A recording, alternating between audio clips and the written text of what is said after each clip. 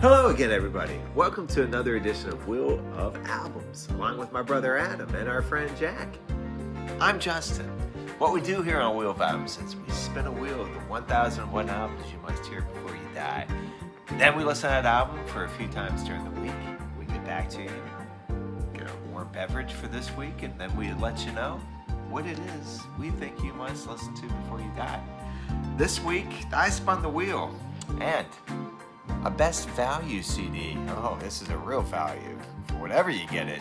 It's Carole King's 1971 multi-platinum and also Grammy award-winning Tapestry. Let's dive in, shall we?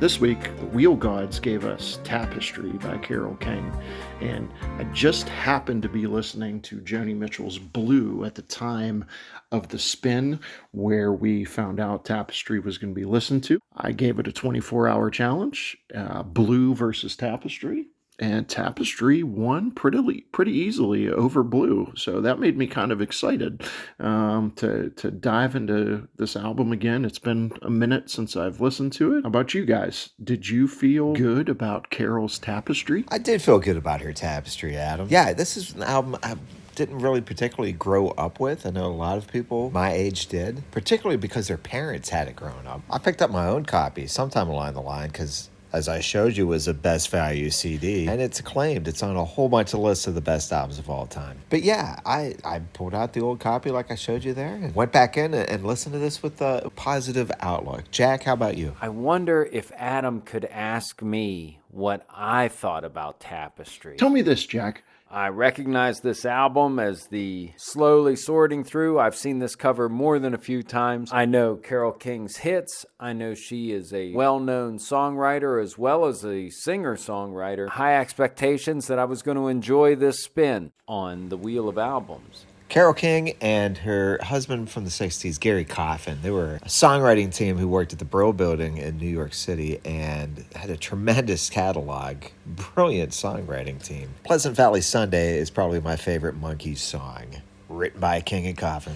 Here, Carole takes some of those songs and performs them herself. But a lot of these songs, before and after Tapestry, have been covered. Do you guys have any favorites as far as the covers go? Every song out of the 12 songs on Tapestry were covered by another artist. Count them down, Professor. I Feel the Earth Move was covered by Eternal. So Far Away was covered by Rod Stewart. It's Too Late by Amy Grant. Home Again, the Curtis Stiggers. Beautiful, Richard Marx did. Way Over Yonder, my favorite, Busted Union of Souls. You've Got a Friend, James Taylor and Dusty Springfield. Where You Lead, Faith Hill did that one.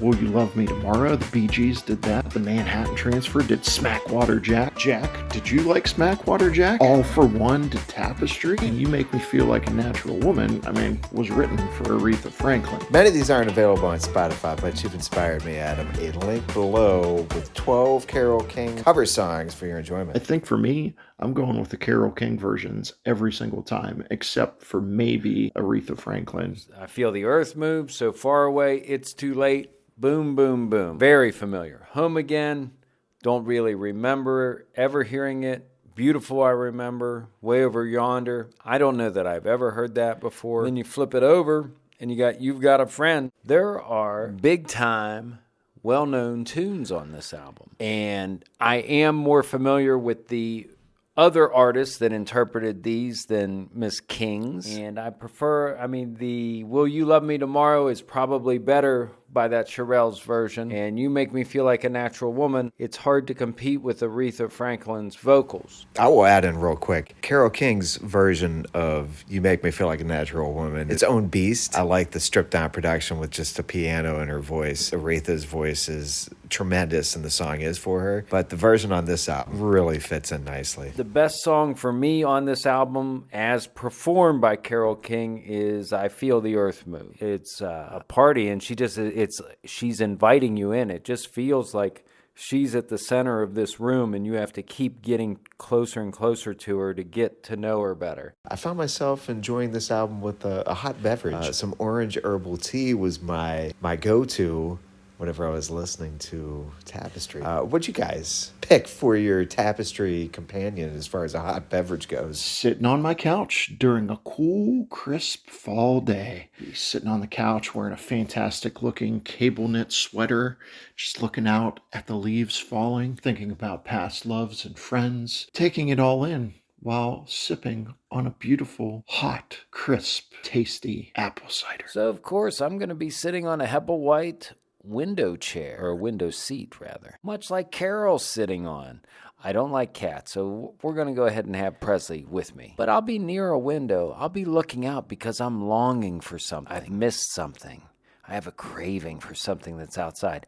Maybe I left something in the car from the grocery trip earlier, because Carole King's going to invite me to sing with her. The way she writes her songs does, in fact, feel inviting, that you just should join in. So let's go with Celestial Seasonings, hot tea. But I need a window, and I need a window seat for the setting. Get that forgotten bag of Kroger groceries. My 3 favorite songs off Tapestry. I'm going I Feel the Earth Move. What a fantastic song to start off the entire album. It's Too Late, iconic. The chorus in that is fantastic. I kind of kept coming back to and enjoying Smackwater Jack, which in my head felt like Jack Wood. Jack, me and Adam are itching to know. Smackwater Jack.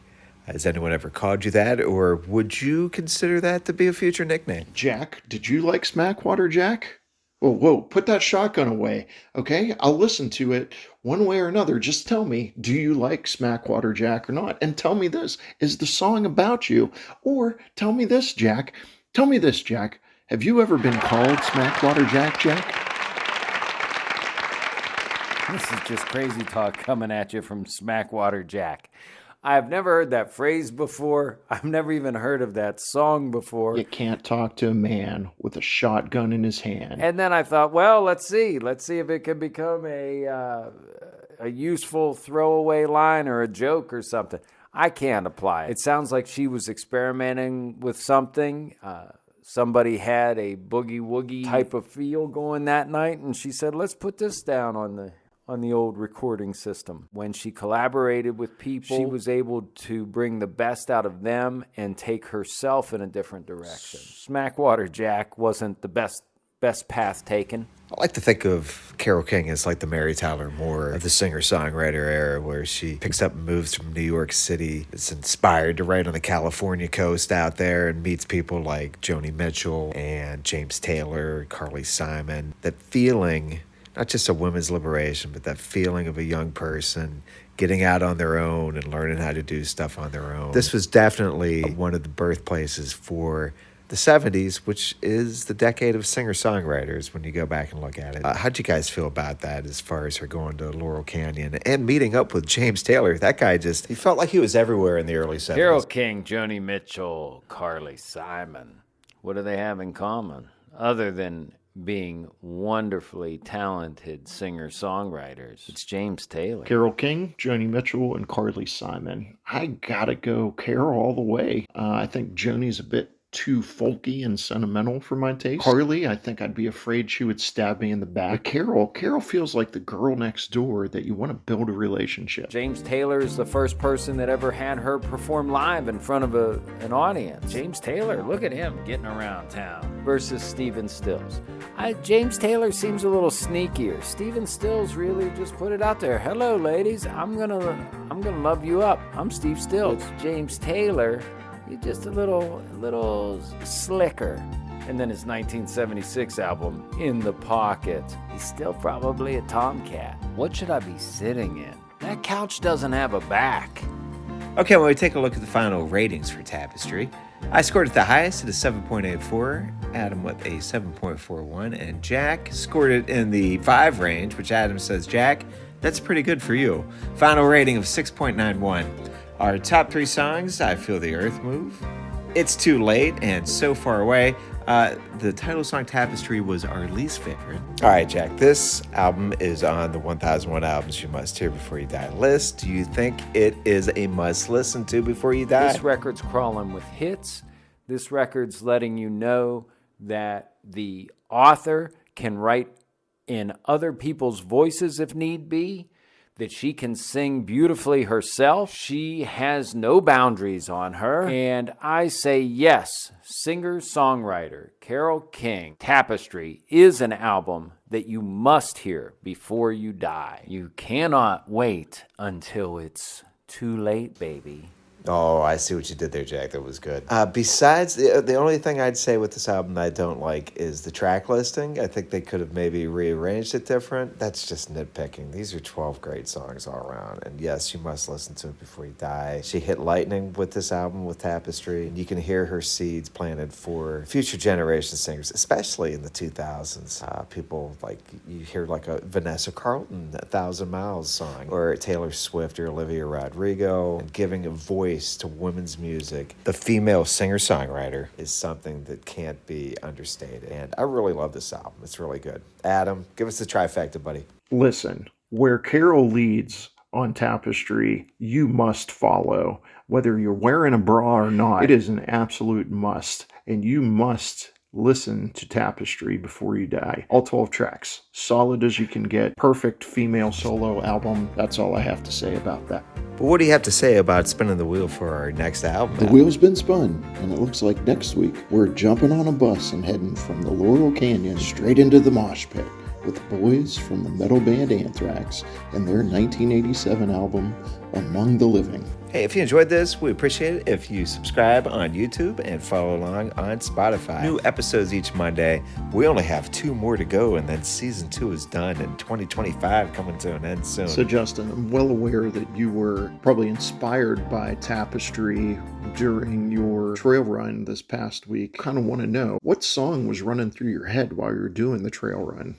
There was a turkey trifecta is what they called it here in town. And it consisted of running a 4K and having a little break, and then going out and running a 5K, then having a little break, and then a 6K after that for a total of like 9.3 miles, I think. You know, we had to listen to the album a few times during the week, and I listened to Tapestry several times this past week because I do enjoy it so much. And I was blasting it out of the car in the parking lot. The 2 songs that got stuck in my head the most, Beautiful. There's something self-assured, you know, the way Carole sings it makes you feel, gives you self-confidence, I think, if you really listen to that song. And the other one was Where You Lead, which is very appropriate whenever you're following people on a trail and trying to pass them up. Also, my daughter Sydney, I was listening to it in the car this week, and she was like, "Oh, you got is the Gilmore Girls soundtrack? Is that on the Wheel of Albums this week?" Disappointed that it wasn't, but still, it just shows you the generations that Carole King, and hopefully she leads into the future, touches as far as her music goes. So yeah, it was a fun run. It's a great time, and a great album this week. We'll see you all next time.